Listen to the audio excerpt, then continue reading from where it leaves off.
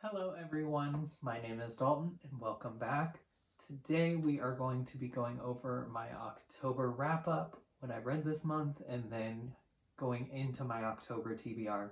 Now, before we begin, I just want to go ahead and say that I don't really like TBRs because I am very much a mood reader, and there's nothing wrong with being a mood reader, and there's nothing wrong with people who love sticking to TBRs.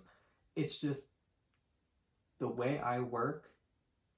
If I set 10 books up and in line that I want to get to immediately, I just know that I can't go by or go down the list and read those 10 books back to back.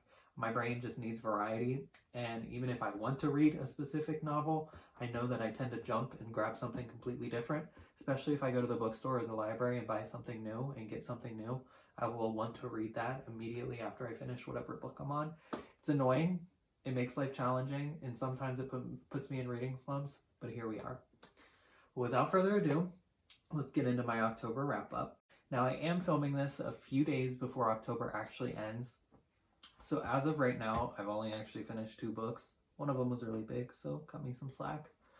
But hopefully before the month ends, I am able to finish 2 more books. But the first novel I finished was The Stand by Stephen King. And I mentioned this book in my last video, my cozy fall reading book tag or whatever that one was called, that I ended up thoroughly enjoying this. So, as I mentioned, it follows the remnants of humanity after a plague or a pandemic strikes. It's a super flu that wipes out 99% of the population, and we're following the people who survive it as they go through their grief and their trauma of having everyone around them, or practically everyone around them, pass away. They basically live through the death of society. Electric power goes out. Vehicles are left on highways where people died. They can't really get around easily. This novel is so good simply because these are some of the best characters that I've ever seen Stephen King write. The ending was weak, and as I mentioned in my last video, some of his female characters were not great, but besides those 2 things, I still thoroughly enjoyed this novel, and I gave it 4 stars. And then the next novel I finished was The Silence of the Lambs, and yes, I did actually watch the movie after I finished this too. I'm not a huge fan of the movie, which isn't to say it isn't good. I just, compared to this, it's not good. And I didn't realize that until after I rewatched the movie. The actors and everything do great, but there's just so much that they had to cut out that I think actually enhances this story. But I gave this book a 3 out of 5 stars, I believe. The writing was not great. It was very dry. It's definitely like an early 80s thriller. But besides that, I thoroughly enjoyed this novel, and I enjoyed rewatching the movie, even though I sat there and complained about all the differences throughout the entire thing. So, yeah. And if you don't know, this is like a psychological killer. So basically there is Buffalo Bill, who is skinning girls alive and then dumping them in rivers. And our main character, Clarice, has to ask for the help of another serial killer who is in a psychiatric ward to try to get into the mind of Buffalo Bill to try to solve this mystery.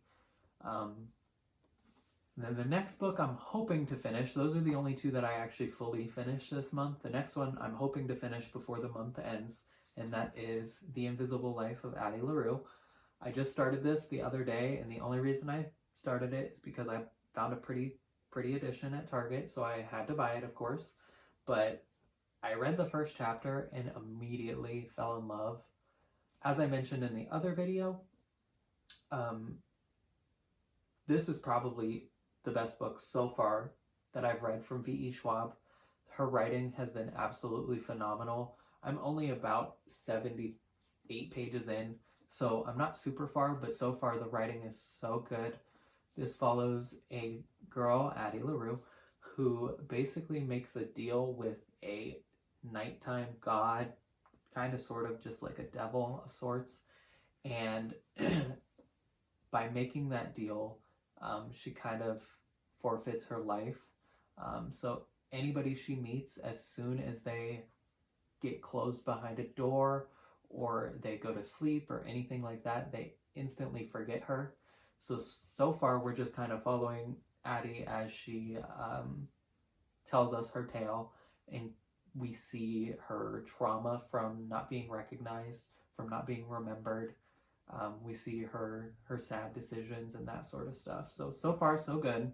Hoping to finish this before the month ends. The last book that I want to finish before this month ends is Beloved.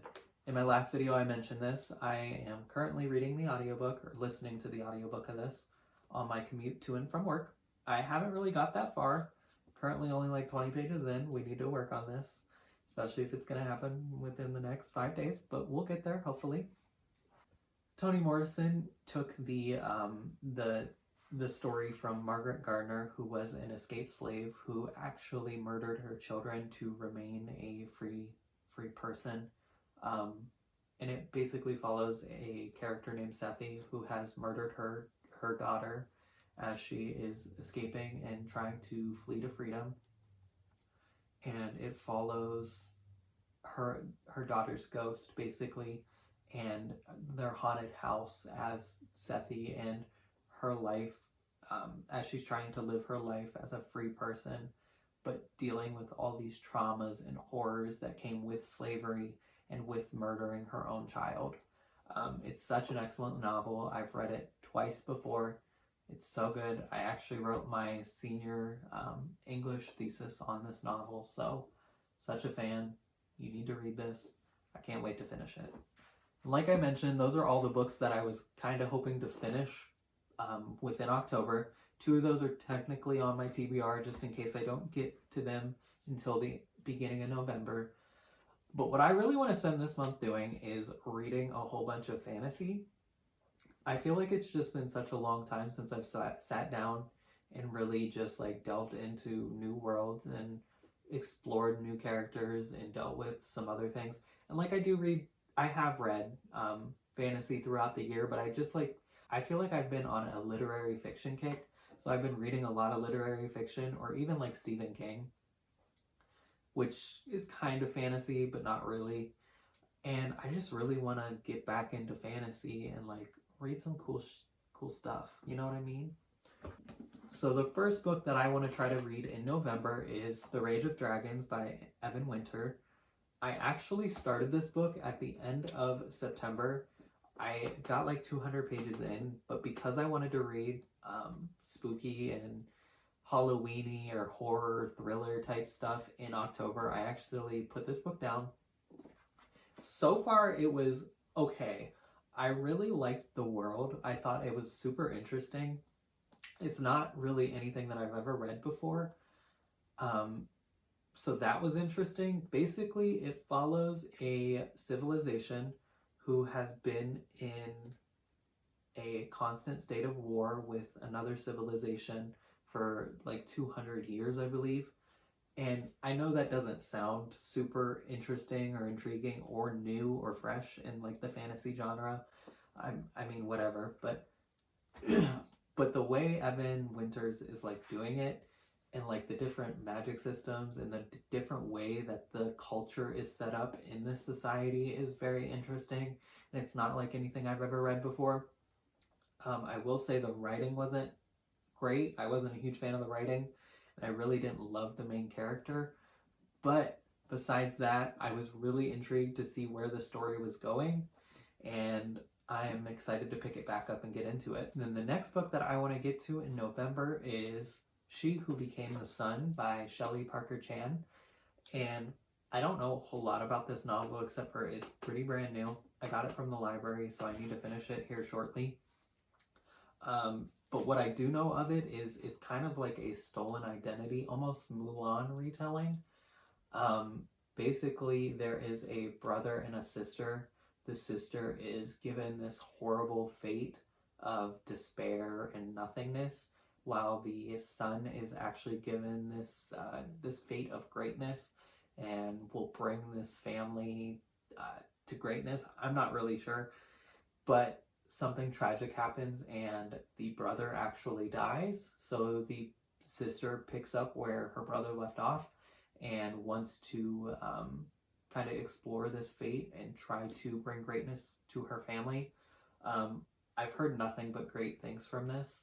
I think there might also be some LGBT vibes in this book, if you know what I mean. I don't know, but I'm hoping. I'm really interested in reading this. The next book that I want to try to get to in the month of November is the first book in the Wheel of Time, The Eye of the World.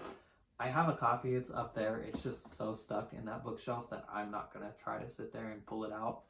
Plus, I also want to buy and try to find the hardback covers, because come on, who doesn't want all those beautiful hardback books on their bookshelf? But I can tell you the first thing this book's about. I just know they're coming out with a series, and I think it comes out November or December, so I need to get on reading them. I know Brandon Sanderson wrote the last couple books. I think I have a copy of the last book.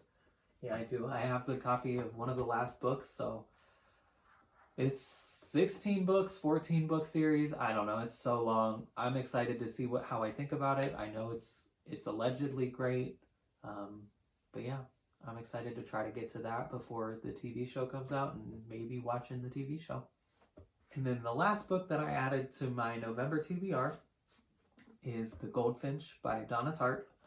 I've had this book on my shelf for years now. I've wanted to read it since it came out. I think it won the Pulitzer Prize in like 2015. So it's been forever, and I just have not gotten to it.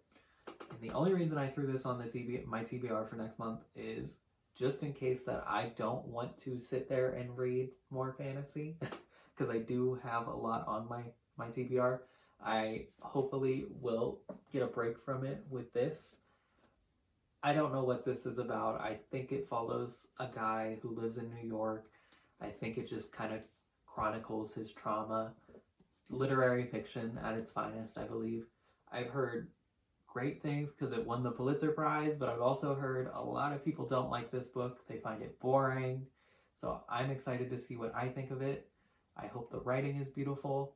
I'm always a sucker for some good writing.